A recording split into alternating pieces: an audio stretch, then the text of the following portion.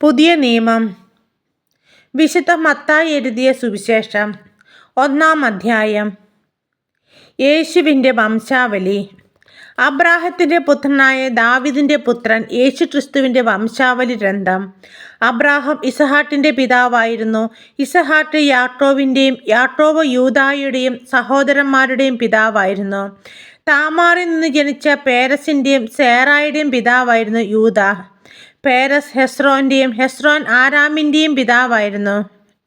ആരാം അമിനാദാബിൻ്റെയും അമിനാദാബ് നഹ്ശോൻ്റെയും നഹ്ശോൻ സൽമോൻ്റെയും പിതാവായിരുന്നു. സൽമോൻ റാഹാബിൽ നിന്ന് ജനിച്ച ബോവാസിൻ്റെയും ബോവാസ് റൂത്തിൽ നിന്ന് ജനിച്ച ഓബദിൻ്റെയും ഓബദ് ജെസ്സയുടെയും ജെസ്സെ ദാവീദ് രാജാവിൻ്റെയും പിതാവായിരുന്നു. ദാവീദ് ഊറിയയുടെ ഭാര്യയിൽ നിന്ന് ജനിച്ച സോളമൻ്റെ പിതാവായിരുന്നു. സോളമൻ റെഹോബോവാമിൻ്റെയും റെഹോബോവാം അബിയയുടെയും അബിയ ആസായുടെയും പിതാവായിരുന്നു. ആസ യോസഫാത്തിൻ്റെയും യോസഫാത്ത് യോറാമിൻ്റെയും യോറാം ഓസിയായുടെയും ഓസിയ യോദാമിൻ്റെയും യോദാം ആഹാസിൻ്റെയും ആഹാസ് ഹെസക്കിയായുടെയും ഹെസക്കിയ മനാസയുടെയും മനാസെ ആമോസിൻ്റെയും ആമോസ് ജോസിയായുടെയും പിതാവായിരുന്നു. ബാബിലോൺ പ്രവാസകാലത്ത് ജനിച്ച യാട്രോണിയായുടെയും സഹോദരന്മാരുടെയും പിതാവായിരുന്നു ജോസിയ. യാട്രോണിയ ബാബിലോൺ പ്രവാസത്തിന് ശേഷം ജനിച്ച സലാത്തിയേലിൻ്റെയും സലാത്തിയേൽ സൊറബാബേലിൻ്റെയും പിതാവായിരുന്നു. സൊറബാബേൽ അബിയൂദിൻ്റെയും അബിയൂദ് എലിയാട്ടിമിൻ്റെയും എലിയാട്ടിം ആസോറിൻ്റെയും ആസോർ സാദോട്ടിൻ്റെയും സാദോട്ട് അട്ടീമിൻ്റെയും അട്ടീം എലിയൂദിൻ്റെയും എലിയൂദ് ഏലയാസറിൻ്റെയും ഏലയാസർ മദാൻ്റെയും മദാൻ യാക്കോബിൻ്റെയും പിതാവായിരുന്നു.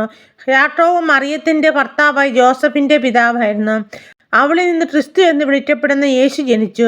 ഇങ്ങനെ അബ്രാഹാം മുതൽ ദാവീദ് വരെ 14, ദാവീദ് മുതൽ ബാബിലോൺ പ്രവാസം വരെ 14, ബാബിലോൺ പ്രവാസം മുതൽ ക്രിസ്തു വരെ 14 തലമുറകളാണ് ആകെയുള്ളത്.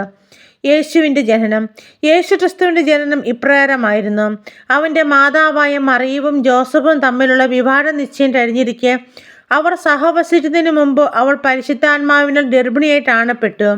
അവളുടെ ഭർത്താവായി ജോസഫ് നീതിമാനാകിയാലും അവളെ അപമാനിതയാക്കാൻ ഇഷ്ടപ്പെടാതിയായാലും അവളെ രഹസ്യമായി ഉപേക്ഷിക്കാൻ തീരുമാനിച്ചു. അവൻ ഇതേക്കുറിച്ച് ആലോചിച്ചുകൊണ്ടിരിക്കെ കർത്താവിൻ്റെ ദൂതൻ സ്വപ്നത്തിൽ പ്രത്യക്ഷപ്പെട്ട് അവനോട് പറഞ്ഞു, ദാവീദിൻ്റെ പുത്രനായ ജോസഫ്, മറിയത്തെ ഭാര്യയായി സ്വീകരിക്കാൻ ശങ്കിക്കേണ്ട. അവൾ ഗർഭം ധരിച്ചിരിക്കുന്നത് പരിശുദ്ധാത്മാവിൽ നിന്നാണ്. അവളൊരു പുത്രനെ പ്രസവിച്ചും. നീ അവന് യേശു എന്ന് പേരിടണം. എന്തെന്നാൽ അവൻ തൻ്റെ ജനത്തെ അവരുടെ പാപങ്ങളിൽ നിന്ന് മോചിപ്പിക്കും. തന്നിലെ ഗർഭം ധരിച്ചൊരു പുത്രനെ പ്രസവിച്ചും. ദൈവം നമ്മോടുകൂടെ എന്ന അർത്ഥമുള്ള എമ്മാനുവേൽ എന്ന് അവൻ വിളിക്കപ്പെടും എന്ന് കർത്താവ് പ്രവാചകൻ മുഖേന അരുളി ചെയ്തത് പൂർത്തിയാകാൻ വേണ്ടിയാണ് ഇതെല്ലാം സംഭവിച്ചത്. ജോസഫ് നിദ്രയിൽ നിന്നുണർന്ന് കർത്താവിൻ്റെ ദൂതൻ കൽപ്പിച്ചതുപോലെ പ്രവർത്തിച്ചു. അവൻ തൻ്റെ ഭാര്യയെ സ്വീകരിച്ചു. പുത്രനെ പ്രസവിക്കുന്നതുവരെ അവളെ അവൻ അറിഞ്ഞില്ല. അവൻ ശിശുവിന് യേശു എന്ന് പേരിട്ടു.